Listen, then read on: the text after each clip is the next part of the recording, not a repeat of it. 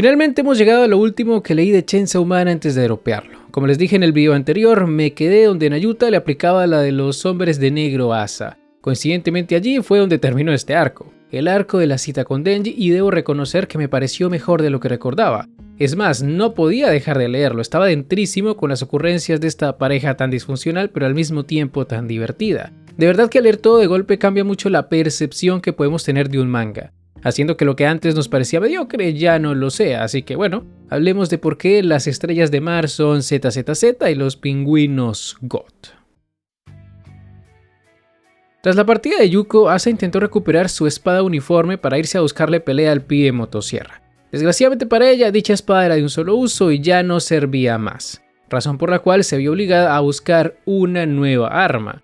Yoru le sugiere convertir a alguien, le dice que podría adoptar un gato, pero Asa se niega, no quiere hacerle daño a ningún animal y menos si se trata de un gato. Recordemos que por salvar a uno perdió a su madre, así que esa no es una opción. Lo único que le quedaba era convertir a un humano, pero esa idea tampoco le gustaba. Es decir, Asa estaba dispuesta a hacer lo que fuera con tal de que Yoru saliera de su vida, pero aún así tenía dudas al respecto. Lo máximo que podía aceptar era convertir a alguien que mereciera morir, pero sus poderes no funcionaban de esa manera.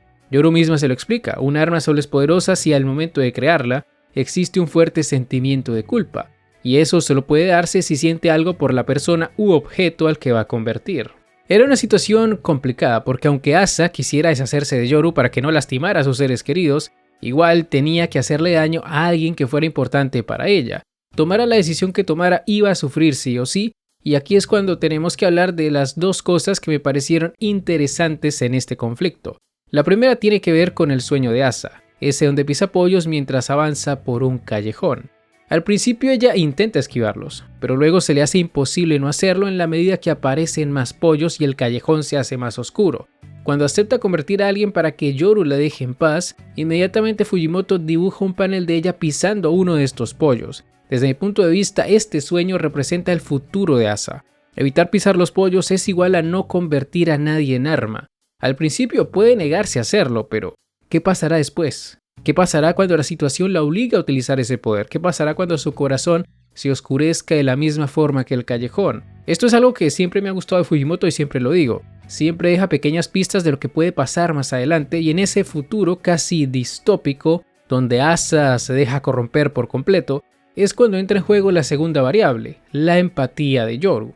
Cuando el demonio de la guerra ve a su compañera conflictuada por esta decisión de si convertir o no a alguien, por un breve momento se compadece de ella y le dice que no es necesario que convierta a una persona. Con que tenga algo más valioso que su uniforme debería bastar, y acto seguido se retracta de estas palabras. Parece simple, pero estas dos cosas que acabo de mencionarles, tanto lo del sueño como la empatía de Yoru con Asa, pueden ser decisivas a futuro. Es decir, el sueño de Asa no tiene por qué cumplirse al pie de la letra. Es solo una posibilidad más, y quien puede cambiar ese destino es justamente la propia Yoru. Al demostrar empatía por la chica, deja ver que en el fondo no es completamente malvada. Es cierto que es una asesina, es el demonio de la guerra, maldita sea, pero al haber creado un vínculo con Asa, puede que con ella haga una excepción. De hecho, esta forma de pensar es la que la lleva a sugerirle que busque a alguien que se encuentre entre un gato y un criminal. Alguien a quien podría agarrarle cariño, pero no el suficiente como para lamentarse eternamente después de que lo convierta en arma. Justo en ese momento es cuando aparece Denji, y tras observar cómo estafa a un vagabundo con unos cigarrillos de dudosa procedencia, Asa decide convertirlo en su objetivo y lo invita a una cita. En líneas generales, la cita es un completo desastre. Asa invita al antiguo protagonista al acuario, pero se pasa de espantaviejos. El pobre Denji solo quería ver a los pingüinos, pero la chica no dejaba de hablar sobre anémonas y estrellas de mar, y encima se enojaba cuando la interrumpían. Mira que Denji no es para nada exigente, de hecho es bastante migajero, pero incluso él se aburrió de la actitud de Asa y prefirió dejarla sola antes que seguir oyendo sus tonterías. Es que hasta Yoru se lo dice, se pasó de aburridora, y me mata la cara que pone la chica, mordiéndose los labios con rabia como si en el fondo supiera que es verdad. Pero no hay tiempo para reflexionar acerca de si es o no una espantaviejos, porque justo en ese momento aparece Muerte, que en este caso se presenta como Hambre o Kiga, y aquí es donde las cosas se ponen feas. Esta mujer se alía con el demonio de la eternidad, y recreando un poco lo que vimos al inicio de la primera parte, cuando Denji se enfrentó por primera vez a este demonio, los protagonistas y otros personajes son encerrados en un acuario con pasillos interminables.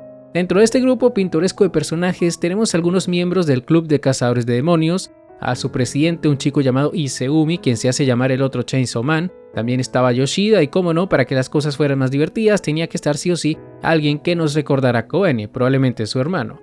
Todos estos personajes hacen lo posible por encontrar una salida, pero nadie lo consigue. La única que tiene el poder para sacarlos de allí es Asa. Es a ella a quien Kiga está probando y si no es capaz de convertir a Denji en arma, todos morirán. Asimismo, tampoco le permite comunicarse con Yoru ni intercambiar cuerpos con ella porque sabe que esa loca no dudaría ni un instante en matar a Denji. Y quien tiene que hacerlo es Asa, no Yoru.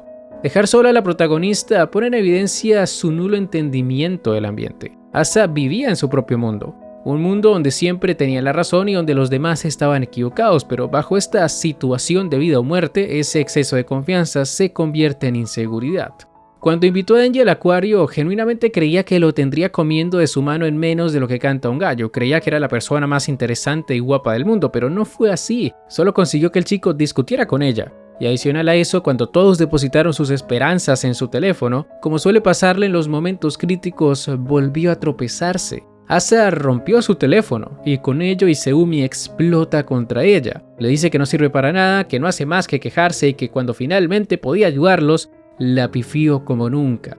Izumi destruyó a la chica con esas palabras y razón no le faltaba. Asa no dejaba de meter la pata y si hablamos de su actitud, nadie quería estar con ella. Se la pasaba peleando con Denji, no quería comer peces y tampoco era capaz de tomar una decisión.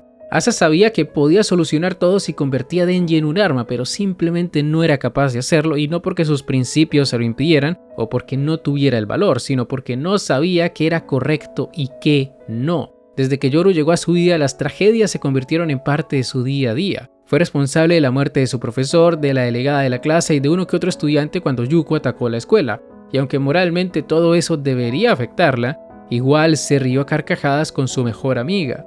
Como tal, Asa no es una mala persona. Ella no quiere matar a nadie con sus propias manos, pero eso tampoco significa que le dé importancia a todas las muertes que presencia. Ella estaba decidida en matar a Chainsaw Man con tal de sacarse a Yoru de encima, y si no es porque Izumi le revela que solo es un fan, probablemente habría intentado matarlo, o tal vez no, ya que tal y como le contó Denji, lo único que quiere es no volver a meter la pata. Asa es incapaz de matar a otros por su propia voluntad, ella prefiere salvar vidas, no quitarlas. Así ha vivido durante la mayor parte de su vida y es por eso que se disculpa con Denji por haberlo metido en ese problema, por eso le revela sus verdaderas intenciones. Básicamente Asa se resignó a morir en ese lugar, pero aquí es cuando el protagonista de la parte 1 nos demuestra que aunque esta ya no sea su historia, igual sigue siendo parte importante de la misma.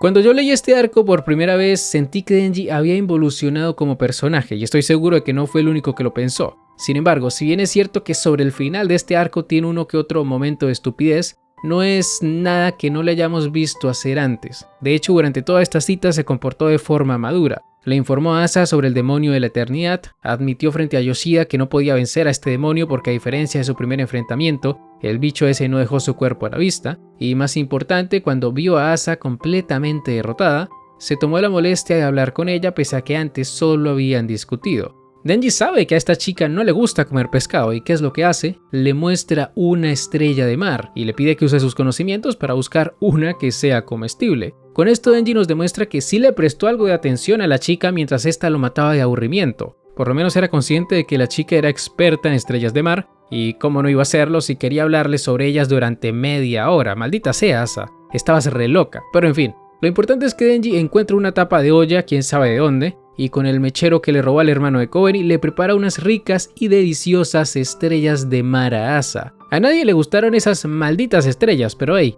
de lo mal que sabían, finalmente Asa tomó la decisión de comer pescado, cosa que hizo reír bastante al protagonista, dándonos ese momento power por parte de Asa, y es que aunque no lo parezca, Denji sigue pensando en sus antiguos amigos. Al final ambos terminan abriéndose el uno con el otro, y al ver la curiosidad de Asa por sus maneras tan peculiares de hacer dinero, Denji le cuenta sobre Nayuta, sobre cómo intenta darle una mejor vida que la que él tuvo, cómo intenta ayudarla a que pueda ir a la universidad. Denji puede ser infantil a veces, pero con este tipo de interacciones nos damos cuenta que sí ha crecido como personaje. Es cierto que sigue cayendo en las mentiras de las mujeres, pero al menos en este arco se muestra consciente de esa debilidad y después de entregarle a Asa todo el dinero que habían reunido, dinero que le haría a cambio de dejarle hacer lo que quisiera con ella, se regaña a sí mismo porque se había prometido no volver a obedecer a otros sin antes pensar en las consecuencias. Y esto, lejos de ser algo malo, es una característica que dota al personaje de humanidad, porque todos somos débiles. No existe una sola persona que no recaiga en sus vicios al menos una vez. Es como cuando estás en un bar y dices que vas a tomarte la última cerveza. Todo el mundo sabe que no será así y ese es el punto.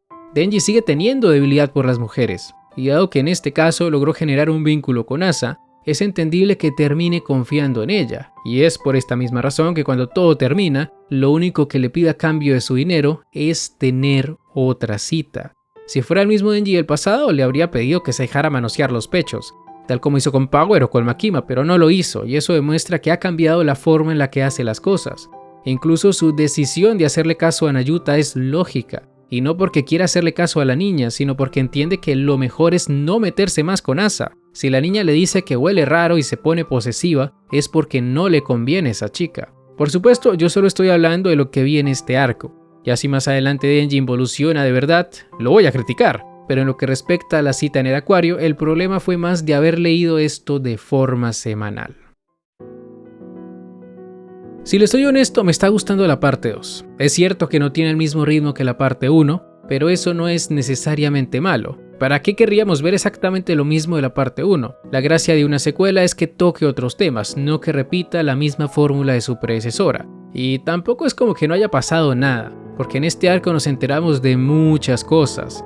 Ya sabemos que el demonio de la eternidad regresó a la Tierra, sabemos que Yoshida conoce la verdadera identidad de Kiga, por algo le preguntó a Denji si podía devorarse al demonio de la muerte, y por lo mismo se quedó mirándola después de que Yoru venciera a Eternidad. Asimismo, también vimos un avance gigantesco en la relación de Asa y Denji, por lo menos Yoru se lo sabroció, y aunque Nayuta le haya hecho creer que la plantaron en su segunda cita, Asa sigue enamorada del rubio y no puede dejar de preguntarse por qué los poderes de Yoru no funcionaron en él. Si es que de verdad el chico no siente nada por ella y por eso no pudo convertirlo en arma, o si esa pequeña falla tiene que ver con otra cosa. Tal vez fue ella misma quien no le permitió a Yoru tomar la vida de Denji, tal vez esté ganando poderes sin saberlo, quién sabe. Debo admitir que fui duro con Fujimoto por haber pensado que este arco era ZZZ, pero ahora que lo volví a leer, me pareció divertido. Y no olvidemos que varios de los memes más icónicos de este manga aparecieron aquí. Tanto la Asa con cara de tonta como el Denji emocionado por conocer un pingüino son clave, y espero que en el siguiente arco pueda seguirme riendo con esta comedia romántica con algo de peleas llamado Chainsaw Man parte 2. Y ya está, gente, con esto llegamos al final de este video. Si les ha gustado no olviden dejar un buen like, suscribirse, síganme en mis redes sociales que están en la descripción, y ahora sí, me despido. Hasta la próxima, el Psy Kongru.